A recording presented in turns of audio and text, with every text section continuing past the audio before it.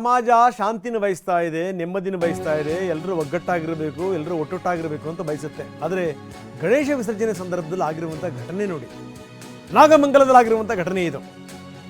ಗಣೇಶ ವಿಸರ್ಜನೆ ಮೆರವಣಿಗೆಯ ಮೇಲೆ ಕಲ್ಲು ತೂರಾಟ ಆಗಿದೆ, ಪೆಟ್ರೋಲ್ ಬಾಂಬ್ ತೂರಾಟಗಳಾಗಿವೆ, ವಾಹನಗಳಿಗೆ ಬೆಂಕಿ ಹಚ್ಚಲಾಗಿದೆ, ಧ್ವಂಸ ಮಾಡಲಾಗಿದೆ. ಒಂದಾ ಎರಡ ಹಲವಾರು ಅಂಗಡಿಗಳು ಸುಟ್ಟು ಭಸ್ಮಗೊಂಡಿವೆ. ಗಣೇಶ ವಿಸರ್ಜನೆ ಸಂದರ್ಭದಲ್ಲಿ ಡಿಜೆ ಸೌಂಡ್ ಹಾಕಿದ್ರಂತೆ. ಮಸೀದಿ ಮುಂದೆ ಡಿಜೆ ಸೌಂಡ್ ಹಾಕಬೇಡಿ ಅಂತ ಗಲಾಟೆ ಶುರುವಾಯಿತು. ಮಾತಿನ ಚಕಮಕಿ ನಡೆಯಿತು. ಅದರ ಜೊತೆಗೇನೆ ಕೋಮು ಗಲಭೆ ಭುಗಿಲೆದ್ದು ಬಿಡ್ತು. ಪೊಲೀಸರು ಲಾಠಿ ಚಾರ್ಜ್ ಮಾಡಿದರು, ಹಲವರನ್ನು ವಶಕ್ಕೆ ತೆಗೆದುಕೊಂಡರು. ಇಡೀ ಪರಿಸ್ಥಿತಿಯನ್ನು ತಹಬಂದಿಗೆ ತರುವಂಥ ನಿಟ್ಟಿನಲ್ಲಿ ಪ್ರಯತ್ನಗಳನ್ನು ಮಾಡಿದರು. ನೋಡಿ, ಇದು ಒಂದಷ್ಟು ಎಕ್ಸ್ಕ್ಲೂಸಿವ್ ದೃಶ್ಯಾವಳಿಗಳನ್ನು ನಾವು ತೋರಿಸ್ತಾ ಇದ್ದೀವಿ. ಎಲ್ಲಿಗೆ ಬಂದಿದೆ ನಮ್ಮ ಸಮಾಜ, ನಮ್ಮ ಸಮಾಜದ ಸ್ಥಿತಿ ನೋಡಿ ಹೆಂಗಿದೆ ಅಂತ.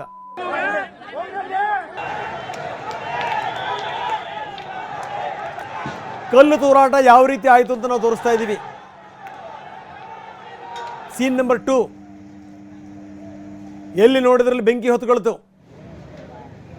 ಅಂಗಡಿಗಳ ಮೇಲೆ ಪೆಟ್ರೋಲ್ ಬಾಂಬ್ ದಾಳಿ ನಡೆಸಲಾಯಿತು. ನೋಡಿ, ಇದು ಅಂದರೆ ಎಲ್ಲ ಸಿದ್ಧತೆಗಳಾಗಿತ್ತು ಅಂತ ಅರ್ಥ. ನಡು ರಸ್ತೆಯಲ್ಲಿ ಬೈಕ್ಗಳು ಉರಿದು ಹೋದವು. ಸೀನ್ ನಂಬರ್ 3 ನಾವು ತೋರಿಸ್ತಾ ಇದ್ದೀವಿ. ನಾಗಮಂಗಲ ಒಂದು ಲೆಕ್ಕದಲ್ಲಿ ರಣರಂಗ ಆಗೋಗ್ಬಿಡ್ತು. ನೋಡಿ, ವಾಹನಗಳಿಗೆ ಬೆಂಕಿ ಬಿದ್ದು. ಅದೆಷ್ಟು ಕನಸು ಕನವರಿಕೆಗಳನ್ನು ಇಟ್ಕೊಂಡು ಮನೆ ಕಟ್ಟಿರ್ತಾರೆ, ಅಂಗಡಿಗಳನ್ನ ಮಾಡಿರ್ತಾರೆ, ವಾಹನಗಳನ್ನು ಖರೀದಿ ಮಾಡಿರ್ತಾರೆ. ಎಷ್ಟು ಜನ ಅದ್ರ ಮೇಲೆ ಡಿಪೆಂಡ್ ಆಗಿರ್ತಾರೆ, ಏನು ಎತ್ತ. ಕಾರಿನ ಮೇಲೆ ಕಬ್ಬಿಣದ ರಾಡ್ಗಳಿಂದ, ತಲವಾರುಗಳಿಂದ ದಾಳಿ. ಸುಮ್ಮನೆ ಸಿಕ್ಕಿಬಿಡ್ತವ ಕಬ್ಬಿಣದ ರಾಡ್ಗಳು, ಸುಮ್ಮನೆ ಸಿಕ್ಕಿಬಿಡ್ತವ ತಲವಾರುಗಳು, ಪೆಟ್ರೋಲ್ ಬಾಂಬ್ಗಳು. ಆಗಲೇ ತಯಾರು ಮಾಡಿ ಹಾಕಕ್ಕೆ ಸಾಧ್ಯನಾ? ಇದೆಲ್ಲವೂ ಕೂಡ ಪೂರ್ವ ನಿಯೋಜಿತ ಅನ್ನುವಂಥದ್ದು ತುಂಬ ಸ್ಪಷ್ಟವಾಗಿ ಕಾಣ್ತಾ ಇದೆ. ನಿನ್ನೆ ನಡೆದಂಥ ಘಟನಾವಳಿಗಳು ಯಾವ ರೀತಿ ನೋಡಿ. ಲಾಂಗ್ಗಳನ್ನು ಕಸ್ಕೊಂಡು ಹೋಗ್ತಾ ಇದ್ದಾರೆ ಪೊಲೀಸರು, ಲಾಂಗ್ಗಳನ್ನು ಹಿಡಿದು ದಾಳಿ ಮಾಡಿರೋದು. ಇನ್ನು ಇವತ್ತಿನ ದೃಶ್ಯಾವಳಿಗಳನ್ನು ನಾವು ನಿಮಗೆ ತೋರಿಸ್ತಾ ಇದ್ದೀವಿ. ಎಷ್ಟರ ಮಟ್ಟಿಗೆ ಸುಟ್ಟು ಕರಕಲಾಗಿವೆ ನೋಡಿ ಅಂಗಡಿಗಳು.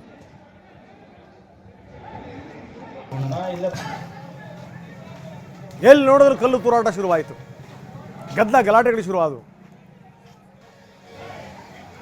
ಬೈಕ್ ಶೋರೂಮ್ ಒಳಗಡೆಗೆ ನುಗ್ಗಿ ಪುಡಿ ಪುಡಿ ಮಾಡಲಾಯಿತು.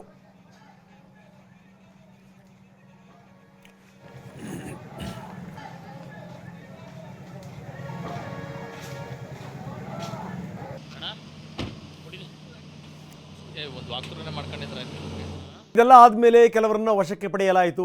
ಸುಮ್ಮನೆ ನಮ್ಮನ್ನು ಅರೆಸ್ಟ್ ಮಾಡಿದ್ದೀನಿ ಅಂತ ಕೆಲ ಮಹಿಳೆಯರೀಗ ಪ್ರತಿಭಟನೆ ಮಾಡ್ತಾ ಇದ್ದಾರೆ. 46 ಜನರನ್ನ ಅರೆಸ್ಟ್ ಮಾಡಲಾಗಿದೆ. ನಮ್ಮವ್ರನ್ನ ಸುಮ್ಮನೆ ಬಂಧನ ಮಾಡಿದ್ದೀರಿ ಅಂತ ಮುಸ್ಲಿಂ ಮಹಿಳೆಯರು ಕಿಡಿಕಾರಿದ್ದಾರೆ. ನಾವು ಈ ಊರಿನವರಲ್ಲ, ನಮ್ಮನ್ನ ಬಸ್ನಿಂದ ಇಳಿಸಿ ನಮ್ಮನ್ನ ಬಂಧಿಸಿದ್ದಾರೆ, ಬೇಕಿದ್ರೆ ಆಧಾರ್ ಕಾರ್ಡ್ ಚೆಕ್ ಮಾಡಿ. ನಮ್ದು ಟಿಕೆಟ್ನು ಐತೆ, ಬಸ್ ಟಿಕೆಟ್ನು ಐತೆ, ತೋರಿಸ್ತೀವಿ. ನಾವು ಇವ್ರವ್ರಲ್ಲ, ನಮ್ಗೆ ಬಸ್ಸಿಂದ ಇಳಿಸ್ಬಿಟ್ಟಿರೋದು. ಸುಮ್ಮನೆ ನಮ್ಮ ಗಂಡನ್ಗೆ ಎಳ್ಕೊಂಡು ಹೋಗಾರೆ.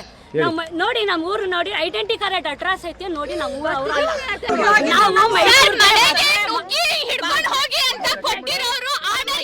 ನಾವು ಪರ್ಮಿಷನ್ ಕೊಟ್ಟವ್ರು ಯಾರು? ನಾನು ಹೇಳ್ತಾ ಇದ್ದೀನಿ, ಮನೆಗೆ ಬಂದ ಮೇಲೆ ನಾನು ಐಡಿ ಪ್ರೂಫ್ ತೋರಿಸ್ತೀನಿ. ಆಫ್ಟರ್ ದಟ್ ನೀವು ಅವ್ರನ್ನ ಕರ್ಕೊಂಡು ಹೋಗಿ ಅಂತ ಕೇಳೇ ಇಲ್ಲ ಯಾರು. ಕೇಳಿಲ್ಲ.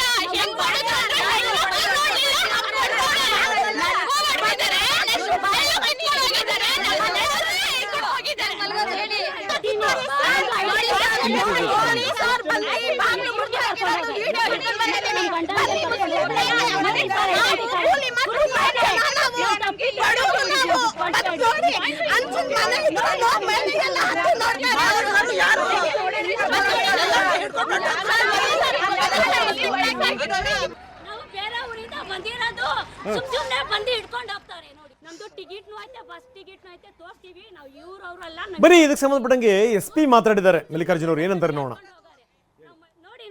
ಈಗ ಪರಿಸ್ಥಿತಿ ಕಂಪ್ಲೀಟಾಗಿ ನಿಯಂತ್ರಣದಲ್ಲಿದೆ. ಎಲ್ಲ ಪೊಲೀಸ್ ಅಧಿಕಾರಿಗಳು ಮತ್ತು ಸಿಬ್ಬಂದಿಯವರು ಎಲ್ಲ ಸೂಕ್ಷ್ಮ ಪ್ರದೇಶಗಳಲ್ಲಿ ಎಲ್ಲ ಗಸ್ತು ಮಾಡ್ತಾ ಇದ್ದಾರೆ. ಏನು ಹಾನಿಯಾಗಿತ್ತು ಅದನ್ನೆಲ್ಲ ಕ್ಲಿಯರ್ ಮಾಡೋ ಕೆಲಸನೂ ಸಹಿತ ನಾವು ಮಾಡಿದ್ದೀವಿ.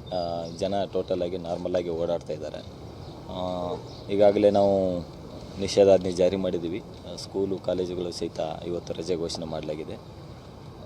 ಯಾರು ಕಿಡಿಗೇಡಿಗಳು ನಿನ್ನೆ ಒಂದು ಕೃತ್ಯದಲ್ಲಿ ಭಾಗಿಯಾಗಿದ್ದರು ಅವರನ್ನು ಐಡೆಂಟಿಫೈ ಮಾಡಿ ಅವರನ್ನು ದಸ್ತಗಿರಿ ಮಾಡುವ ಕಾರ್ಯ ನಡೀತಾ ಇದೆ. ಇದುವರೆಗೆ ಒಟ್ಟು 46 ಜನರನ್ನು ನಾವು ನಮ್ಮ ವಶದಲ್ಲಿ ತೆಗೆದುಕೊಂಡು ವಿಚಾರಣೆ ಮಾಡ್ತಾ ಇದ್ದೀವಿ. ಇನ್ನಷ್ಟು ಜನರನ್ನು ನಾವು ಪತ್ತೆ ಮಾಡುವ ಕೆಲಸ ಮುಂದುವರೆದಿದೆ.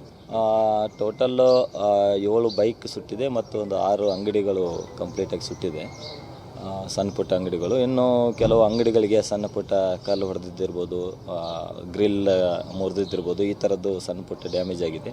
ಅದೇ ಥರ ಕೆಲವೊಂದು ಬೈಕ್ಗಳಿಗೆ ಸಣ್ಣ ಪುಟ್ಟ ಕೆಳಗಡೆ ಕೆಡವಿದಿರ್ಬೋದು, ಸಣ್ಣ ಗ್ಲಾಸ್ ಮಿರರ್ ಹೊಡೆದಿದ್ದಿರ್ಬೋದು. ಈ ಥರ ಸಣ್ಣ ಪುಟ್ಟ ಎಲ್ಲ ಸೇರಿ ಒಂದು 15 ಬೈಕ್ಗಳಿಗೆ ಒಟ್ಟಾರೆಯಾಗಿ ಹಾನಿಯಾಗಿದೆ. ಮಲ್ಲಿಕಾರ್ಜುನ್ ಬಾಲದಂಡಿ ಅವರು ಮಾತಾಡ್ತಾ ಇದ್ರು. SP 46 ಜನರನ್ನು ಇಲ್ಲಿ ತನಕ ನಾವು ವಶಕ್ಕೆ ಪಡೆದಿದ್ದೀವಿ ಅಂದರೆ ಅರೆಸ್ಟ್ ಮಾಡಿದ್ದೀವಿ ಅನ್ನುವಂಥ ಮಾತನ್ನು ಕೂಡ SP ಅವರು ಹೇಳ್ತಾ ಇದ್ರು. ಇದೆಲ್ಲದರ ಜೊತೆಗೆ ಅಲ್ಲಿದ್ದಂಥ ಈ CC ಕ್ಯಾಮ್ರಾಗಳನ್ನು ಕೂಡ ನಾಶ ಮಾಡಲಾಗಿದೆ. ಯಾವುದೇ ಕಾರಣಕ್ಕೂ ಆ ವಿಜುವಲ್ ಸಿಗಬಾರದು ಅಂತ ಆ ಮಾಹಿತಿ ಕೂಡ ಈಗ ಸಿಕ್ಕಿರುವಂಥದ್ದು. ಬನ್ನಿ, ನಮ್ಮ ಪ್ರತಿನಿಧಿ ಪ್ರಶಾಂತ್ ಈಗ ನಮ್ಮೊಂದಿಗೆ ನೇರ ಸಂಪರ್ಕದಲ್ಲಿದ್ದಾರೆ. ಇನ್ನು ಪೊಲೀಸ್ ವ್ಯವಸ್ಥೆ ಹೆಂಗಿದೆ, ಬಂದೋಬಸ್ತ್ ಹೆಂಗಿದೆ, ಇದಕ್ಕೆ ಸಂಬಂಧಪಟ್ಟಂಗೆ ಮಾಹಿತಿ ನೀಡಲಿಕ್ಕೆ ನಮ್ಮ ಪ್ರತಿನಿಧಿ ರಾಮ್ ನಮ್ಮೊಂದಿಗೆ ನೇರ ಸಂಪರ್ಕದಲ್ಲಿದ್ದಾರೆ. ನಾನು ಶುರು ಮಾಡ್ತಾ ಇದ್ದೀನಿ. ಸ್ಥಿತಿಗತಿಗಳನ್ನು ನೋಡಿದಂಥ ಸಂದರ್ಭದಲ್ಲಿ ಯಾವ ರೀತಿ ಇದೆ? ಯಾಕಂದರೆ ನಿನ್ನೆ ಘಟನಾವಳಿಗಳು ಪ್ರಶಾಂತ್ ಹೆಂಗೆ ಶುರುವಾಯಿತು, ಏನೇನು ಆಗಿದೆ, ಎಲ್ಲಿ ತನಕ ಬಂದು ನಿಂತಿದೆ ಪ್ರಶಾಂತ್?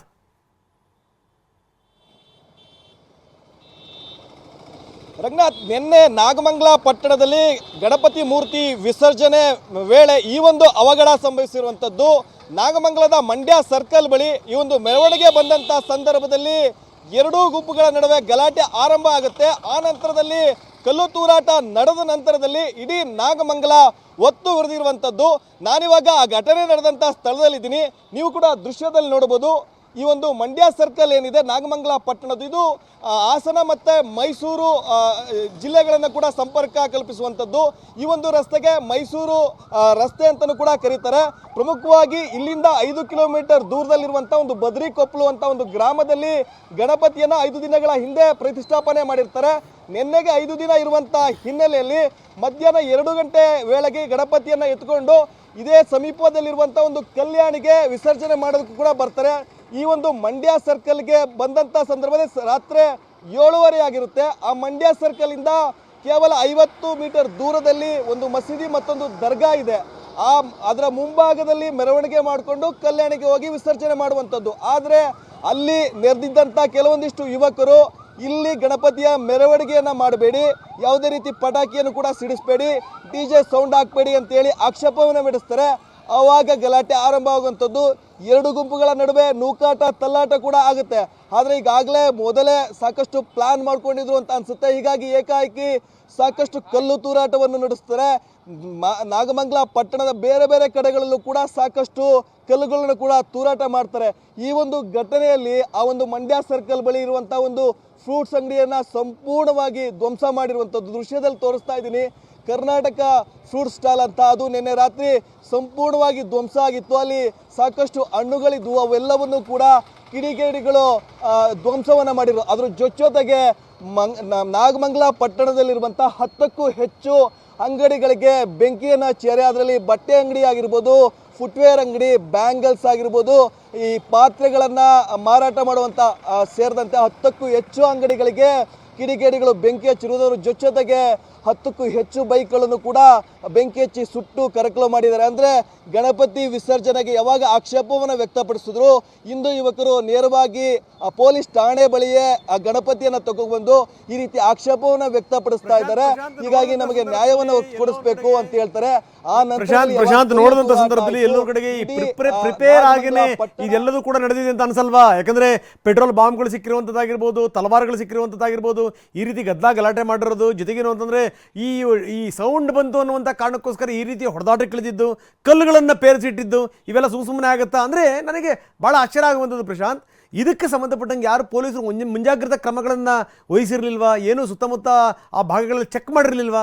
ಏನು ಕತೆ ಇದು? ಅವರು ಹೊಡೆಯೋ ತನಕ CCTVಯಲ್ಲಿ ಇವರ ದೃಶ್ಯಾವಳಿಗಳು ಸೆರೆಯಾಗಿವೆ. ಪೈಪ್ಗಳನ್ನು ಇಟ್ಟು ರಸ್ತೆಯನ್ನು ತಡೆದಿದ್ದಾರೆ. ಅಂಗಡಿಯಲ್ಲಿದ್ದಂಥ CCTVಗಳನ್ನು ಧ್ವಂಸ ಮಾಡಲಾಗಿದೆ. ನೋಡಿ, ಆ ದೃಶ್ಯಾವಳಿಗಳನ್ನು ತೋರಿಸ್ತೀವಿ. ಆ ದೃಶ್ಯಾವಳಿಗಳನ್ನು ನಾವು ನಿಮಗೆ ತೋರಿಸ್ತಾ ಇದ್ದೀವಿ. ಯಾವ ರೀತಿ ಬಂದು CCTV ಇರೋ ಕಡೆಗೇ ಮುಖ ಮುಚ್ಕೊಂಬಂದು CCTV ಹೊಡೆದಾಕೋದು. ನೋಡಿ ಹೆಂಗಿದೆ ಅಂತ. ಅಂದರೆ ಎಲ್ಲವನ್ನೂ ಕೂಡ ಪಕ್ಕಾ ಪ್ಲಾನ್ ಮಾಡ್ಕೊಂಡು ಬಂದಿದ್ದಾರೆ ನೋಡಿ.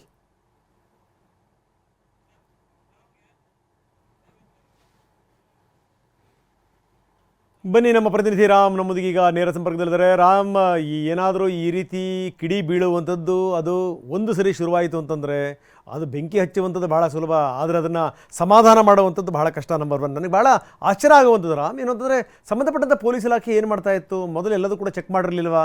ಮಾರಕಾಸ್ತ್ರಗಳನ್ನು ಏನಾದರೂ ಇಟ್ಟಿದ್ದಾರಾ, ಏನು ಎತ್ತ ಪೆಟ್ರೋಲ್ ಬಾಂಬ್ಗಳನ್ನು ರೆಡಿ ಮಾಡ್ಕೊಂಡಿದ್ದಾರಾ, ಕಲ್ಲು ಗಿಲ್ಲು ಪೇರಿಸಿಟ್ಟಿದ್ದಾರೆ? ಯಾಕಂದರೆ ಈ ರೀತಿ ಘಟನೆಗಳಾಗುವಂಥದ್ದು ಇದೆಯಲ್ಲ, ಇದು ಪೂರ್ವಭಾವಿ ಸಿದ್ಧತೆಗಳು ಇದ್ದೇ ಇರ್ತವೆ. ನಂಬರ್ 1 ಇಲ್ಲಿ ಪೊಲೀಸರ ವೈಫಲ್ಯತೆ ತುಂಬ ಸ್ಪಷ್ಟವಾಗಿ ಕಾಣ್ತಾ ಇದೆ. ಜೊತೆಗೆ ಈ ಕೋಮಿನ ಹಿರಿಯರು, ಈ ಹಿಂದೂಗಳ ಕಡೆಯವರು ಆಗಿರ್ಬೋದು, ಮುಸಲ್ಮಾನರ ಕಡೆಯವರು ಆಗಿರ್ಬೋದು, ನಿಂತ್ಕೊಂಡು ಫಸ್ಟ್ ಎಲ್ಲ ಚರ್ಚೆ ಮಾಡಿಕೊಂಡು ನಾವು ಸೌಹಾರ್ದದಿಂದ ಮಾಡಬೇಕು ಅನ್ನೋ ನಿಟ್ಟಿನಲ್ಲಿ ಎಲ್ಲೋ ಕಡೆ ಎಡವಟ್ಟುಗಳಾಗಿದೆ. ಏನು ನೋಡಿ, ಒಂದು ಸಂಗತಿ ಹೇಳ್ತೀನಿ, ಈ ಮಸೀದಿ ಮುಂದ್ಗಡೆಗೆ ಸಂಬಂಧಪಟ್ಟಂಥವ್ರು ಬಂದು ನಿಂತ್ಕೊಂಡು ಆಯ್ತಪ್ಪ ನಿಮಗೆ ಸ್ವಾಗತ, ಬನ್ನಿ ನಾವೆಲ್ಲ ಜೊತೆಗೆ ಬದುಕಬೇಕ್ರಿ, ಜೊತೆ ಬಾಳಬೇಕ್ರಿ ಅನ್ನುವಂಥ ಮನೋಭಾವನೆ ಇದ್ಬಿಟ್ರೆ ಹಿಂಗಾಗಕ್ಕೆ ಸಾಧ್ಯನಾರ? ಈಗ ಪೊಲೀಸರು ತಹಬಂದಿಗೆ ತರಲಿಕ್ಕೆ ಹರಸಾಹಸ ಮಾಡ್ತಾ ಇದ್ದಾರೆ. ಯಾವ ಸಂದರ್ಭದಲ್ಲಿ ಬೇಕಾದರೂ ಮತ್ತೆ ಬೆಂಕಿ ಬೀಳ್ಬೋದು, ಆ ಆತಂಕ ಕಾಡ್ತಾ ಇದೆ. ಒಟ್ಟಾರೆ ಸ್ಥಿತಿ ಯಾವ ರೀತಿ ಇದೆ ರಾಮ್? ರಂಗನಾಥ್, ನಾಗಮಂಗಲದಲ್ಲಿ ಪರಿಸ್ಥಿತಿ ತಿಳಿಯಾಗಿ ನೀರವ ಮೌನ ಆವರಿಸಿದೆ ಅನ್ನೋ ರೀತಿ ಕಂಡು ಬಂದರೂ ಸಹ ಆ ಪರಿಸ್ಥಿತಿ ಆ ರೀತಿ ಇಲ್ಲ. ವಾಸ್ತವವಾಗಿ ಬೂದಿ ಮುಚ್ಚಿದ ಕೆಂಡದಂತಿದೆ. ನಾವೀಗ ನಾಗಮಂಗಲದಲ್ಲಿ ನೋಡ್ಬೋದು, ನಾಗಮಂಗಲದ ಪ್ರತಿ ಗಲ್ಲಿ ರಸ್ತೆಗಳಲ್ಲಿ ಪೊಲೀಸರೇ ತುಂಬಿ ಹೋಗಿದ್ದಾರೆ. ಜನರು ಹೊರಗೆ ಬರಲಿಕ್ಕೆ ಆತಂಕವನ್ನು ಪಟ್ಕೊಂಡಿದ್ದಾರೆ, ಯಾರೂ ಸಹ ಬರ್ತಾ ಇಲ್ಲ. ನೀರವ ಮೌನ ನಾಗಮಂಗಲದಲ್ಲಿ ಆವರಿಸಿದೆ. ಪೊಲೀಸ್ ಬಂದೋಬಸ್ತಲ್ಲಿರೋದು, ಪೊಲೀಸ್ ಸರ್ಪಗಾವಲು ಕೇವಲ ಒಂದು ತಾತ್ಕಾಲಿಕ ವ್ಯವಸ್ಥೆ ಅಷ್ಟೇ ಆಗಿರ್ತದೆ. ಯಾಕಂದರೆ ಇಲ್ಲಿ ವಾಸ ಮಾಡಬೇಕಾಗಿರೋಂಥವ್ರು, ಇಲ್ಲಿ ಇರುವವರಂಥ ಮನಸ್ಥಿತಿ ಬದಲಾದರೆ ಮಾತ್ರ ಪರಿಸ್ಥಿತಿಗಳು ಬದಲಾಗುವಂಥದ್ದು. ಯಾಕಂದರೆ ನೀವು ಹೇಳ್ದಂಗೆ ಈಗಾಗಲೇ ಏನು ಸೌಹಾರ್ದತೆ ಇರ್ಬೋದು, ಇವೆಲ್ಲ ಮಾತುಗಳನ್ನು ಕೇವಲ ಘೋಷಣೆಗಳಿಗೆ, ವಾಕ್ಯಗಳಿಗೆ ಸೀಮಿತ ಆಗಿಸುವಂಥ ಕೆಲಸವನ್ನು ಮಾಡ್ತಾ ಇದ್ದಾರೆ. ಇಲ್ಲಿ ನಾವು ಏನು ಈ ಒಂದು ನಾಗಮಂಗಲದಲ್ಲಿ ಗಲಾಟೆ ಆಗಿತ್ತು, ಇಲ್ಲಿಂದ 3 ಕಿಲೋಮೀಟರ್ ದೂರದಲ್ಲಿ ಸಂಬಂಧವೇ ಇಲ್ಲದಂತಹ ರಿಜ್ವಾನ್ ಖಾನ್ ಅನ್ನೋರ ಒಂದು ಗುಜರಿಗೆ ಬೆಂಕಿಯನ್ನು ಹಾಕಲಾಗಿತ್ತು. ಅದರಲ್ಲಿ ಏನು ವಿಶೇಷ ಅಂತ ಹೇಳಿದ್ರೆ, ಆ ಒಂದು ರಿಜ್ವಾನ್ ಅವರ ಗುಜರಿಯ ಜಮೀನಿನ ಮಾಲಕ ಬಂದು ಇಂದು ಶಿವರಾಜ್ ಅಂತೇಳಿ ಅವರಿಬ್ಬರನ್ನು ಮಾತಾಡಿಸಿದ ಸಂದರ್ಭದಲ್ಲಿ ಇಬ್ಬರು ಸಹ ಹೇಳಿದ್ರು. ಶಿವರಾಜ್ ಅವರು ಹೇಳಿದ್ರು ಖಂಡಿತವಾಗಿಯೂ ಮುಸ್ಲಿಂ ಅವರು ಇದನ್ನು ಮಾಡಿಲ್ಲ ಅಂತೇಳಿ, ರಿಜ್ವಾನ್ ಅವರು ಹೇಳಿದ್ರು ಖಂಡಿತವಾಗಿ ಹಿಂದೂಗಳು ಇದನ್ನು ಮಾಡಿಲ್ಲ ಅಂತ. ಹಾಗಾದ್ರೆ ಹಿಂದೂ ಮುಸ್ಲಿಂ ಮಾಡಿಲ್ಲ ಯಾರು ಅಂದರೆ, ಆ ಕಿಡಿಗೇಡಿಗಳದೇ ಒಂದು ಧರ್ಮ ಇದೆ, ಅವ್ರು ಯಾವ ಧರ್ಮಕ್ಕೂ ನಾವು ಸೇರಿಸೋದಿಲ್ಲ ಅನ್ನೋ ಒಂದು ಮಾತನ್ನ ಹೇಳಿದ್ರು. ಖಂಡಿತವಾಗಿಯೂ ಅದು ಸಾಕಷ್ಟು ಅರ್ಥವನ್ನು ನೀಡ್ತದೆ. ತಾವು ಹೇಳಿದಂತೆ ಖಂಡಿತವಾಗಿ ಒಂದು ಪೂರ್ವ ಸಿದ್ಧತೆಯನ್ನು ಮಾಡ್ಕೊಂಡಿದ್ದಾರೆ. ಈ ಗಲಾಟೆ ಮಾಡಲೇಬೇಕು ಅನ್ನೋ ಒಂದು ಉದ್ದೇಶದಿಂದ. ಯಾಕಂದರೆ ಭಾವೈಕ್ಯತೆ, ಸಾಮರಸ್ಯ ಅನ್ನೋದು ಕೇವಲ ಒಂದು ಕೈಯಿಂದ ಆಗೋದಿಲ್ಲ, 2 ಕೈ ಸೇರಿದ್ರಷ್ಟೇ ಚಪ್ಪಾಳೆ ಆಗುವಂಥದ್ದು. 2 ಕಡೆಗಳಲ್ಲೂ ಅದು ಬರಬೇಕಾಗ್ತದೆ. ಯಾಕಂದರೆ ಗಣಪತಿ ಹಬ್ಬದಲ್ಲಿ ಅವರು ಮುಸ್ಲಿಮರು ಒಂದು ಸಾಕಷ್ಟು ಹಬ್ಬದಲ್ಲಿ ಭಾಗಿಯಾಗ್ತಾರೆ, ಅನ್ನದಾನದಲ್ಲಿ ಭಾಗಿಯಾಗ್ತಾರೆ, ಈದ್ ಮಿಲಾದ್ ಅಥವಾ ಬಕ್ರೀದಲ್ಲಿ ಅವ್ರ ಮನೆಗೆ ಹೋಗಿ ಬಿರಿಯಾನಿ ತಿನ್ನುವಂಥ ಕೆಲಸವಾಗ್ತದೆ. ಬರೀ ಅಷ್ಟಕ್ಕೆ ಸೀಮಿತ ಆಗಬಾರ್ದು, ಆಚರಣೆಗಳಲ್ಲೂ ಸಹ ಸಾಮರಸ್ಯವನ್ನು ಕಾಪಾಡ್ಕೋಬೇಕು. ಅಂಥ ಪರಿಸ್ಥಿತಿಯಲ್ಲಿ ಈ ರೀತಿಯಾದಂಥ ಪರಿಸ್ಥಿತಿಗಳು ಬರೋದಿಲ್ಲ.